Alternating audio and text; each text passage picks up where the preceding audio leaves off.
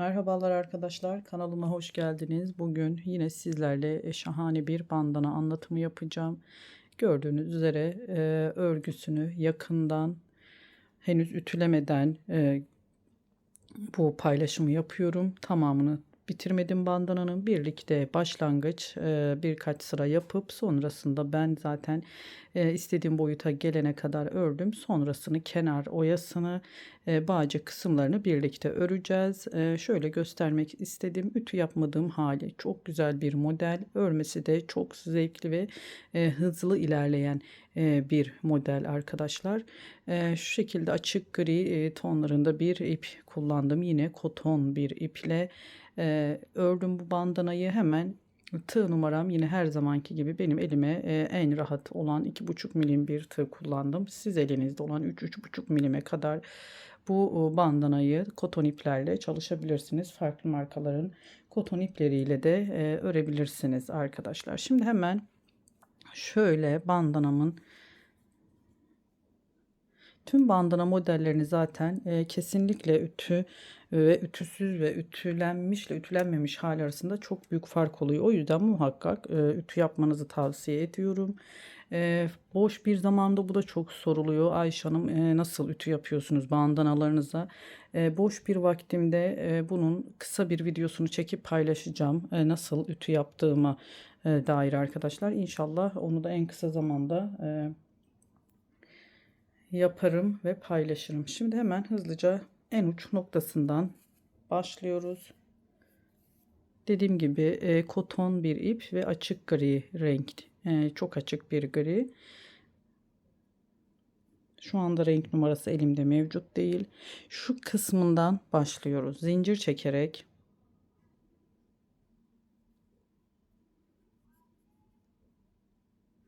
ilk bir düğüm şöyle sabitliyorum. Bunu ilk zincir olarak sayıyorum ben. 2, 3, 4, 5, 6 zincir çekiyorum. İlk çektiğim zincir içerisine kapatıyorum. Şimdi 1, 2, 3, 4, 5, 6, 7. Havada bir kapalı olduğu için arkadaşlar bazen telefona, kameraya yansıyor. Işık koyulaşıp açılabiliyor. Bu tamamen havadan kaynaklı. Ara ara böyle güneş kendini gösteriyor. Sonra tekrar bulutlu olduğu için de bu şekilde bir sıkıntı tamamen hava ile alakalı arkadaşlar. Şimdi şöyle 7 zincir çektim. Tığımdaki ilmek dışında 1, 2, 3 kez doladım. Toplamda 4 tane ilmeğimiz oldu tığımızda. Bu halka içerisine, yuva içerisine geçirip her seferinde tığıma ipimi alıp 2 2 çıkıyorum. Bakın arkadaşlar. İkinciyi çıktım. 3, böyle 4 seferde çıktım. Dörtlü trabzan yaptım. Tekrar tığıma 3 kez doluyorum. Yine aynı yuvaya 1, 2, 3, 4 kez 4 seferde çıktım. Trabzanımı yaptım. Yine 3 kez doladım aynı yuvaya. 1, 2, 3, 4 seferde çıktım. Başta çektiğim 7 zincir dışında 4 tane böyle dörtlü trabzan yapacağız. Yani 4 seferde çıktığımız trabzanlarımız 3, 4, 1, 2, 3, 4, 5, 7 zincirle birlikte 5 tane trabzanımız oldu. Hemen 1, 2, 3 zincir çektim. Tekrar 3 kez ipi tığıma dolayıp yine aynı yuvaya 4 seferde çıktığımız trabzanlarımızı yapıyoruz. 5 tane yapacağız. 2,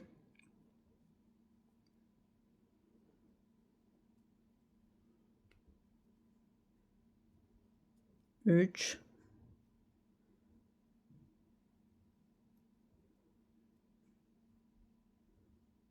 4, şöyle de sıkılaştıralım, bir araya getirelim. Ve beşinciyi de yaptık. 5 bu tarafta, 5 bu tarafta. İlk modelimiz tek olarak başladı.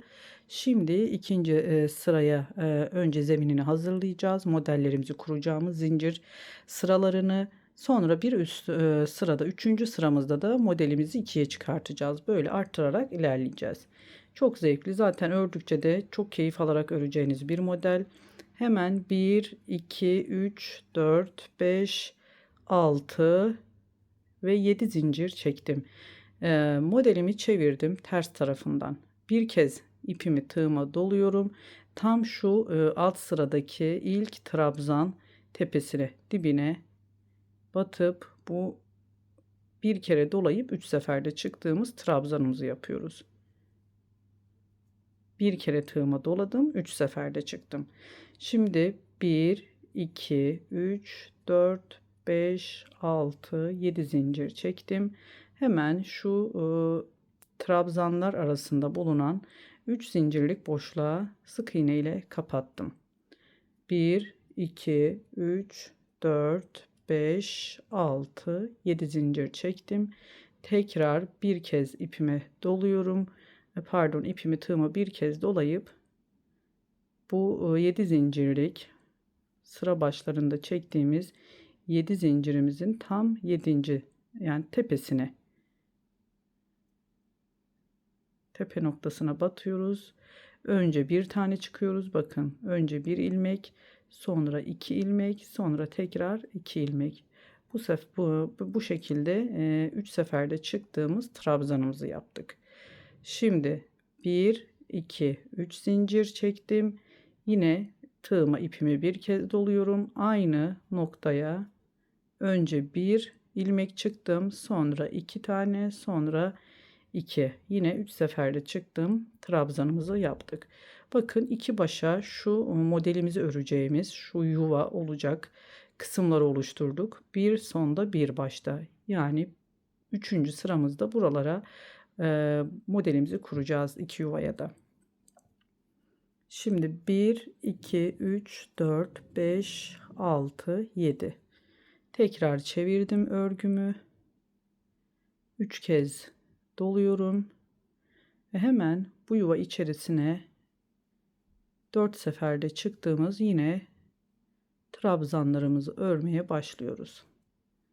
1, 2, 3, 4. 3 kez doladım. Tığımda 4 tane ilmek oluşacak. 1, 2, 3, 4. Hep 2 2 çıkıyoruz yani ilmeklerimizi. 1, 2, 3, 4. Çektiğimiz 7 zincirle birlikte 5 tane dörtlü trabzanımız oldu.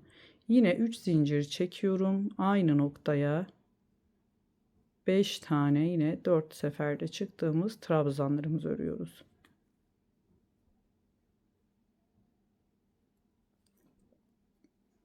Birkaç sıra daha ördüğümüzde çözülmesi çok kolay bir model.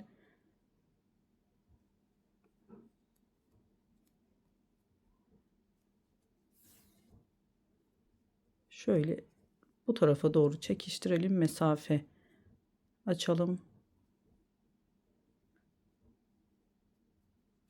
4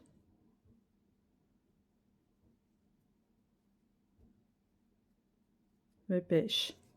İlk modelimizi kurduk. 3. sıramız oluyor. İlk sıramızda yani ilk sıra model sıramızda çektiğimiz 6 zincir oluşturduğumuz bu yuva dışında ilk sıramız. İkinci sıramızı yine zemin oluşturduk zincirlerle yuvalarımızı. 3. sıramızda modelimizi kurmaya başladık. İlk modelimizi buraya kurduk. Şöyle 5 tane trabzan olmayacaktı arkadaşlar. Burada atlamışım. Geriye söktüm. Bakın 4 tane olacak burada. İlk 5 yaptık. İkinci modelimizin ikinci yarısında 4 taneyi yapıyoruz. Burada alt sırada 7 zincir çekmiştik bu bağlantıya. Buraya sabitliyoruz. Tam şu ortalayarak sık iğne ile sabitleyelim. Bunu da 5. trabzan olarak kabul ediyoruz. Burada dalmışım. 5 tane olmayacak. 4 trabzan sonrası bu 7 zincirlik boşluğa bağlıyoruz Ve bakın buradaki 7. trabzanımızda, 5. trabzanımızda bu olmuş oluyor. Özür dilerim. Şimdi 3 zincir çekiyoruz. Hemen diğer sıradaki bu 7 zincirli oluşturduğumuz boşluğa 3 zincirle yine sık iğne ile kapattık. Tekrar hiç zincir çekmeden 3 kez dolayıp oluşturduğumuz yuvaya modelimizi kuruyoruz. Yine 4 seferde çıktık. Bakın bu da bu taraftaki ilk trabzanımızı sayıyoruz buna. İkinciyi yaptık. 3 kez doladım. Yine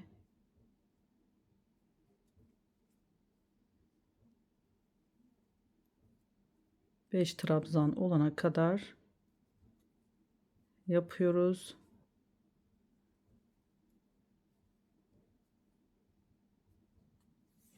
Evet, şimdi şöyle yine bu tarafa doğru çekiştiriyorum. Mesafe, boşluk açmak için 1 2 3 zincir çektim. Tekrar 3 kez dolayıp yine aynı yuva içerisine 5 tane 4 seferde çıktığımız trabzanlarımızı örüyoruz.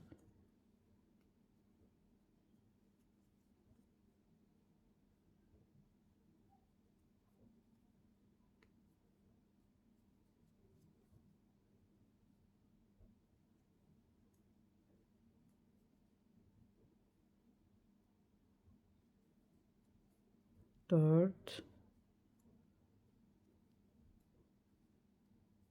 ve 5. Şöyle yine mesafe açarak tam köşeye, başlangıca burada batacağım arkadaşlar. Beşinciyi 1 2 3 4 5, şuradan zincir sırasını sayalım. 1 2 3 4 5. zincir içerisine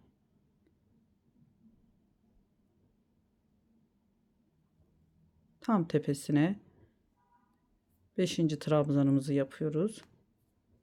Yine 4 seferde çıktık. Böyle kenarları daha direkli, daha düzgün durması için.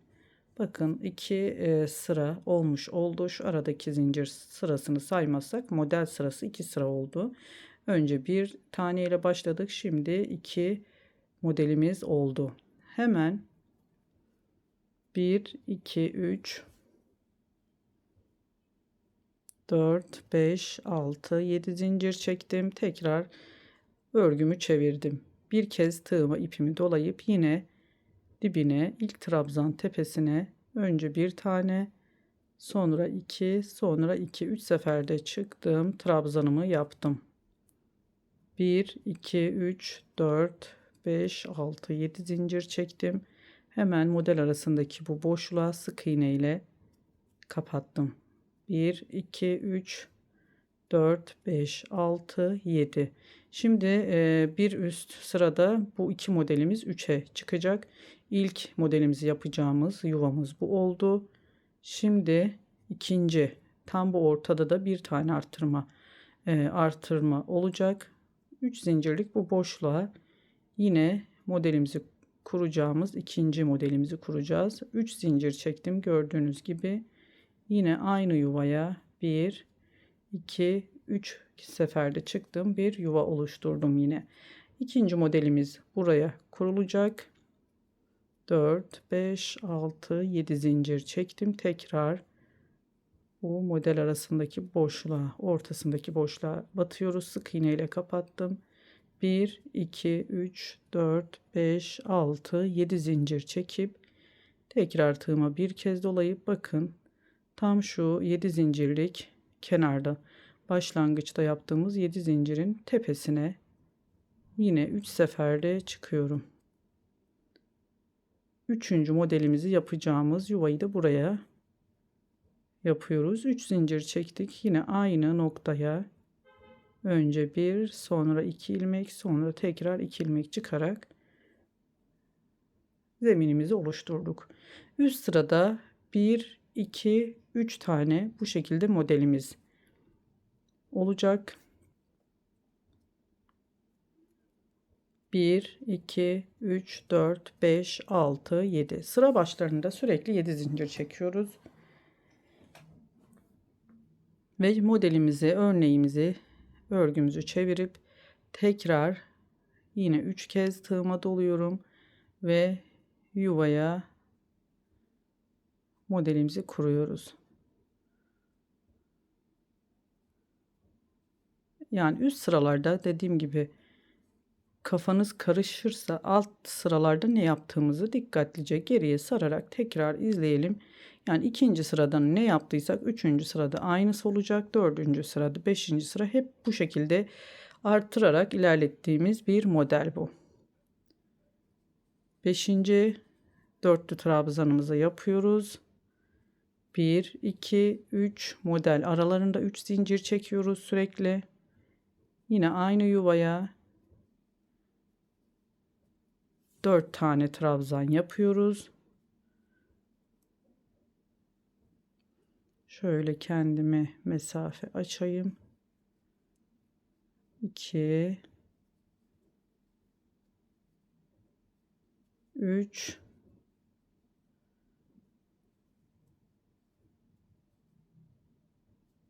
4. 4 trabzan yaptıktan sonra bakın burada 7 zincirlik bir bağlantı noktası vardı. Buraya şöyle sık iğne ile kapatarak 5. trabzanımızda bunu sayıyoruz. 1, 2, 3 zincir çektim. Yine sıradaki 7 zincirlik boşluğa sık iğne ile kapattım. Hiç zincir çekmeyeceğiz. Burada tekrar 3 kez tığıma ipimi doluyorum ve bu ikinci modelimizi kuracağımız yuvaya direkt geçiş yapıyoruz. Yine 4 seferde çıktık. Bakın. İlk trabzanı zinciri sayıyoruz. Bundan sonra 4 trabzan daha yapıp 5'e tamamlayacağız.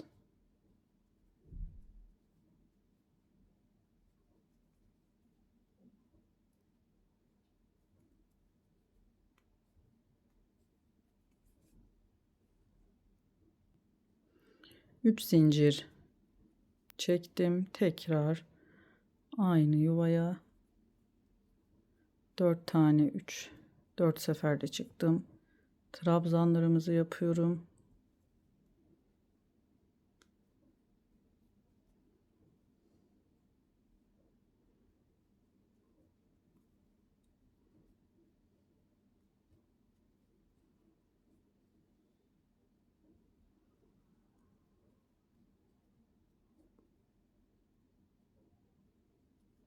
Evet, 4 tane oldu. Şimdi sıradaki 7 zincirlik noktaya sık iğne ile kapattım. 5. trabzanımız bu oldu. Yani arada kalan modellerde şu baş ve sondakiler hariç şu arada kalan modellerin tümünde 4 trabzan yapıyoruz. Bu bağlantı noktalarımız bu 7 zincirlik kısımlarda birer tane trabzan sayarak devam ediyoruz. Bu şekilde ilerleyecek.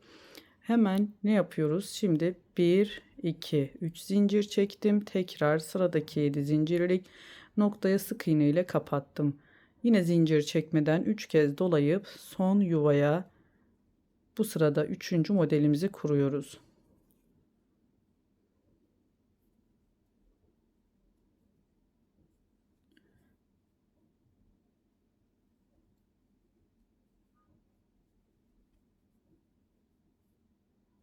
Evet, 5 trabzana tamamladık.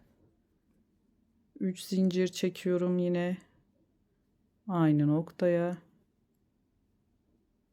5 trabzan daha yapıyoruz.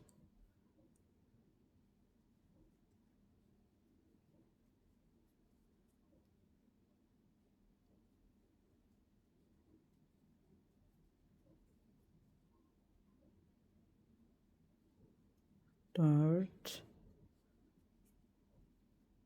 Beşinciyi de şöyle çekiştirelim. Bu tarafa doğru sayıyoruz. 1, 2, 3, 4. Tam beşincinin tepesine zincir içerisine yapıyoruz 5. trabzanımızı. Evet. 3 sırayı şimdiden tamamladık. Ütü yapınca daha da güzel bir sonuç elde edeceğiz. Gördüğünüz gibi bu bir araya hani ördüğümüzde zaten bütün örgüler böyle daha kabarık, daha salaş durduğu için ütü yapınca daha güzel, düzgün bir görüntü. Örgüde kendini açtığı için bu şekilde güzel bir görüntümüz olacaktır. Şimdi ben bir sıra daha gösterip hızlıca sonrasında birlikte bunun devam edeceğiz arkadaşlar. Şimdi 3, 4, 5, 6, 7 zincir çektim. Bir kez tığıma ipimi doluyorum. Geriye çevirdim örgümü. Yine ilk trabzan tepesine 3 sefer de çıktım. Bir trabzan yaptım.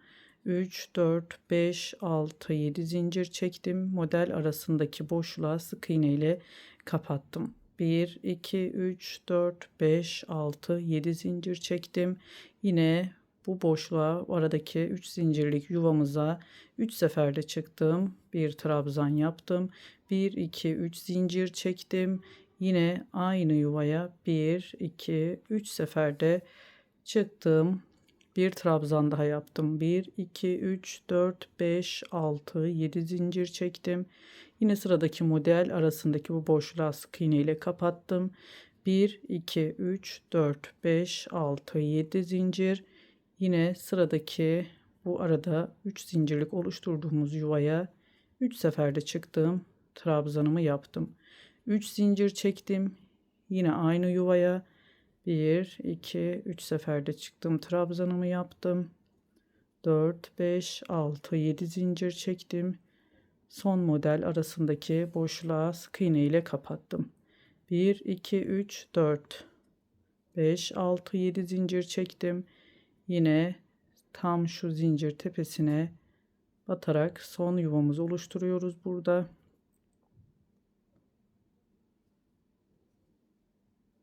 2, 3 seferde çıktım. 1, 2, 3 zincir çektim. Aynı noktaya 3 seferde çıktım. Bir yuva oluşturdum. Şimdi tekrar bakın zeminimizi oluşturduk. Burada 3 modelimizde ilk modelimiz, ikinci, üçüncü, dördüncü. Burada üst sırada 4 tane çıkarmış olacağız. Hemen geriye dönüp bir tane yaparak artık sonrasını kendimiz ilerletelim. 1, 2, 3, 4, 5, 6, 7 zincir çekerek yine örgümü çevirdim. Tekrar 3 kez tığıma ipimi dolayıp 4 seferde çıktım. Trabzanlarımızı yapıyoruz.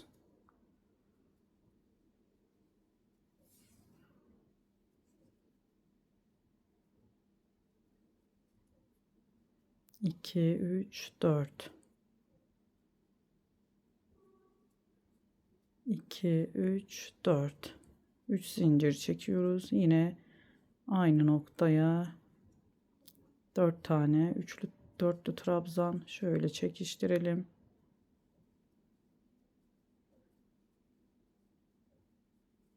Sürekli örgülerde pek nadir kullanıyor 4 seferde çıkılan trabzanlar. O yüzden ağzımız böyle alıştı hep üçlü ikili trabzan demeye. Kusura bakmayın. Arada ben de üçlü diyorum. Dördüncüyü yapıyorum.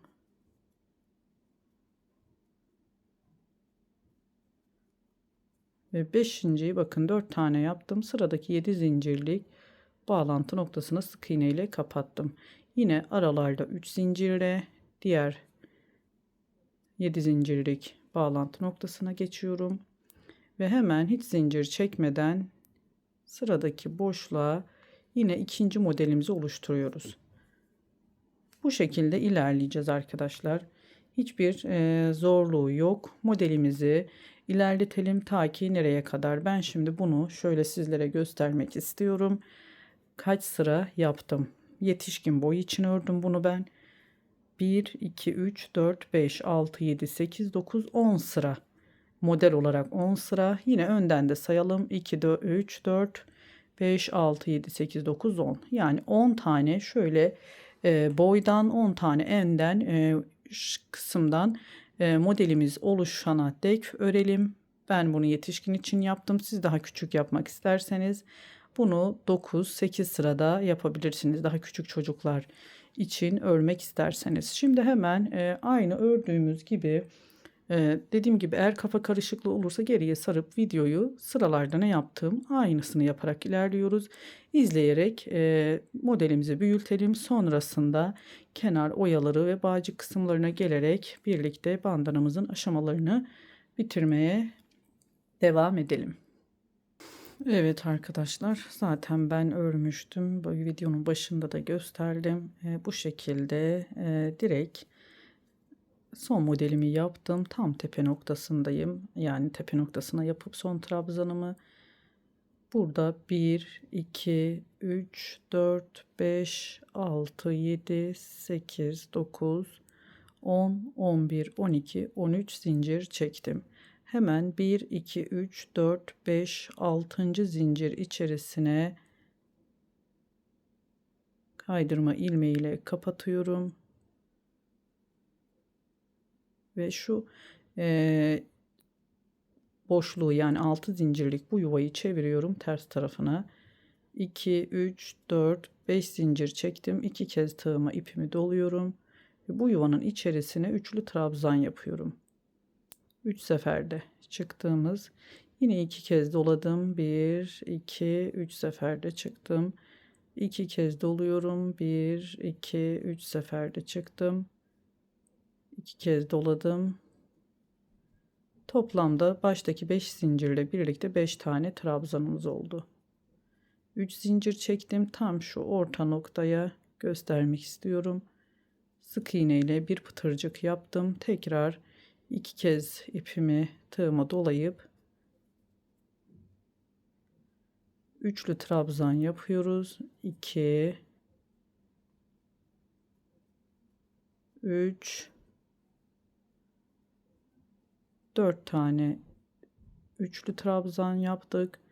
1, 2, 3, 4, 5 zincir çekip yine aynı yuvaya kaydırma ilmeği ile kapatıp bu şekilde bir yaprak oluşturdum. Yine modelimizin örgüsüne benzer bir örgü oldu. Şimdi hemen ne yapıyoruz? 1, 2, 3, 4, 5, 6, 7 zincir çekiyorum. Kenar kısmında tam şu tepe noktasına.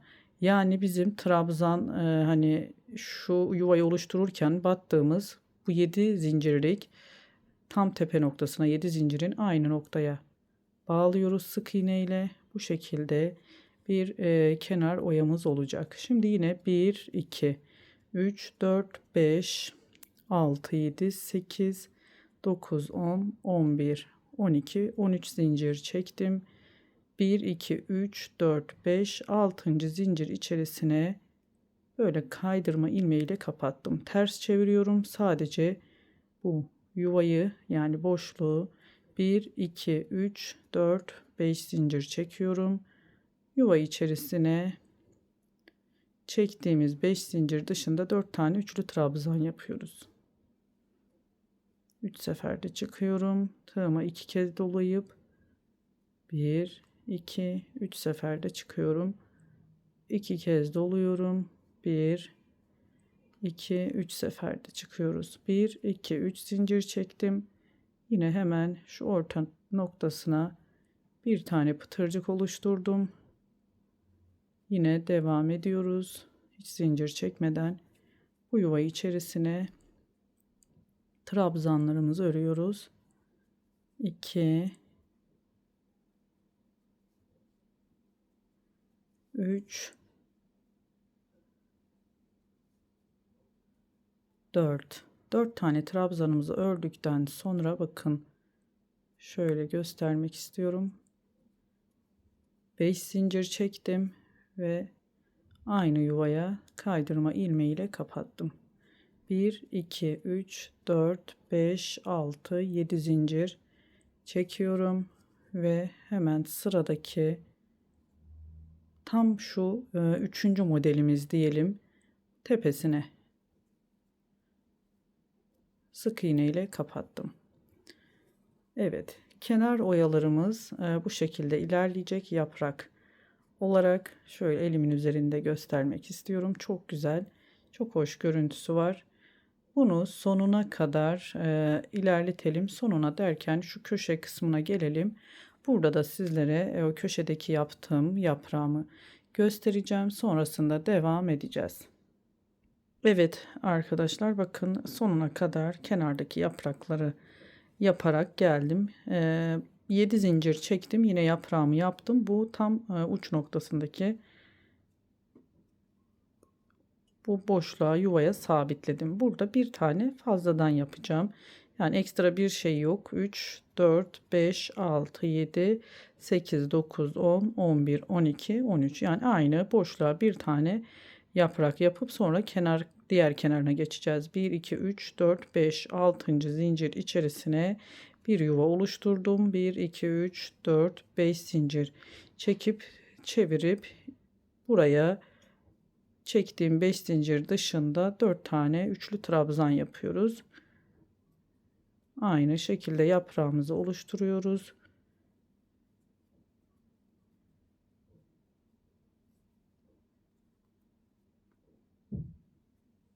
Beşinci trabzanımız ve 3 zincir çekiyorum. Bir tane pıtırcık oluşturdum.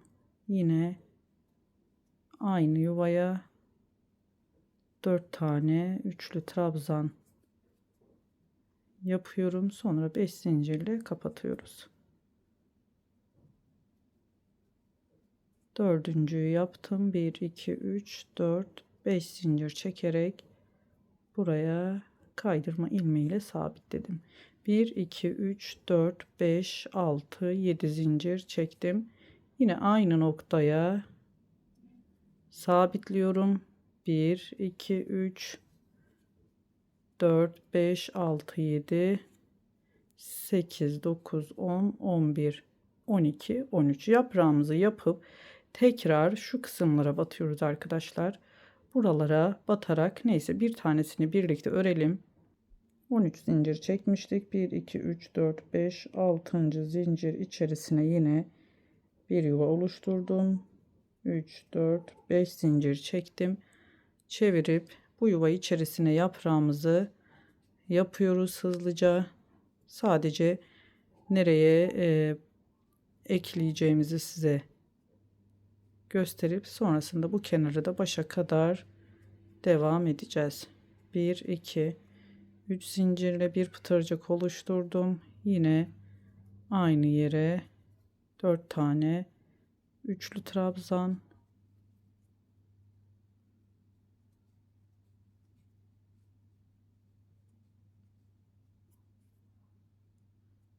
bir, iki, üç, dört, 5 zincir çekip yine bu noktaya kaydırma ilmeğiyle kapattım. Şu dönmemesine dikkat edin arkadaşlar. Zincirimizin 3, 4, 5, 6, 7. Yani şöyle dönebilir. O yüzden de düz tarafına olduğuna emin olun. Sonrasında bağlantı noktamız bizim ne olacak? Şöyle yine trabzanlarımızın tam burada kenarlarda 7 zincir çekmiştik. Tam yine tepe noktasına bağlıyoruz. Bir sonrakine bu tepe noktasına bağlayacağız. Tam bu kısma, bir sonraki yaprağımızı bu kısma, bu şekilde ilerleyeceğiz. Başa kadar bağcık yapacağımız bu kısma kadar örelim. Yapraklarımızı tamamlayarak devam edelim arkadaşlar. Evet arkadaşlar, sonuna kadar geldim. Bakın 7 zincir çekerek tam buradaki 7 zincirlik bu tepe noktasına kapatıyorum. Ve şimdi bağcık kısmını yapacağım.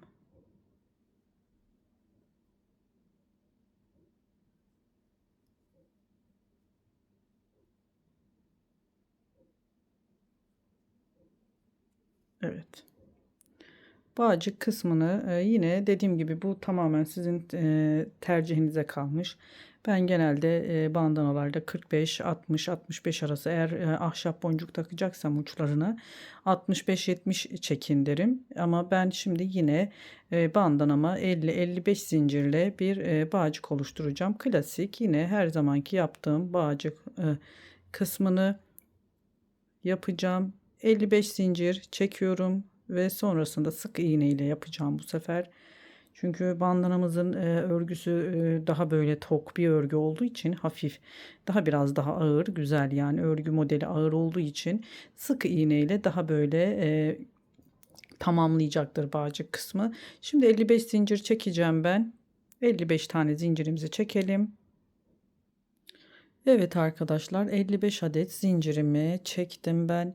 Şimdi şöyle bir şey yapacağım. Tam şu uç kısmına şöyle bir yaprak, bağcık kısmının ucuna şöyle bir yaprak yapacağım için ben kaydırım olarak ilerleyeceğim. Sık iğneden vazgeçtim. Çünkü yaprakla bir bütünlük sağlamadı. Deneyerek yaptım. O yüzden, ama sade bağcık yapacaksanız yaprak, yapmayacaksanız düz bir bağcıksa sık iğne ile yapabilirsiniz.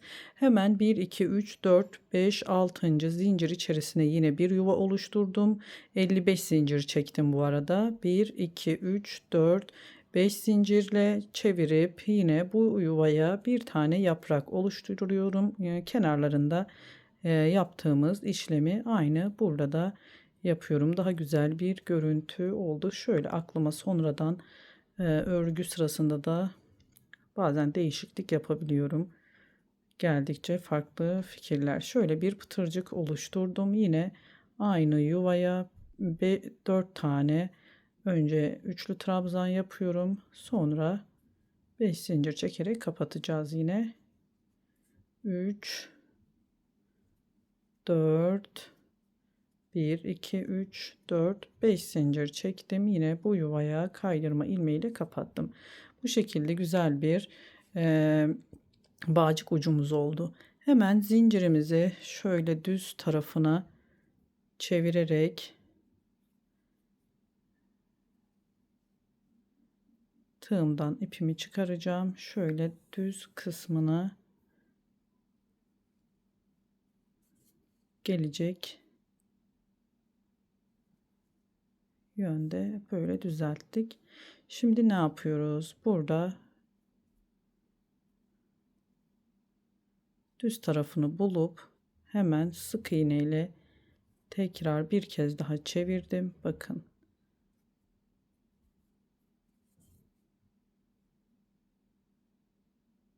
Yönü yaprağı ördüğümüz için yönü çevriliyor arkadaşlar. O yüzden de dikkat edin. İlerledikçe sıkıntı olmasın. Hemen zincirin ters tarafından da devam edebilirsiniz. Şöyle düz tarafından ben devam etmek istiyorum. Bu nedenle şuradan önce bir dibinden kaydırma yapacağım. Hatta tersinden de olabilir bu kaydırma ilmeği. Bu şekilde de devam edebilirsiniz. Eğer çeviremezseniz, bakın böyle de farklı bir görüntü oluyor. Zincir sonuna kadar fark etmiyor. Tersi düzü her ilmek içerisine, her zincir içerisine bir kaydırma ilmeğiyle sonuna kadar bu şekilde ilerleyelim. Bandanamızın ön kısmını yaparak size göstermek için biraz ördüm. Bakın ters tarafından yaptım. Gayet hoş bir görüntü oldu. Bu şekilde de kaydırmamızı zincirimizin ters tarafından yaparak ilerleyebiliriz. Battığım yerler şöyle iki kanadına tam ortasına batıyorum. Sıradakine kapatıyorum.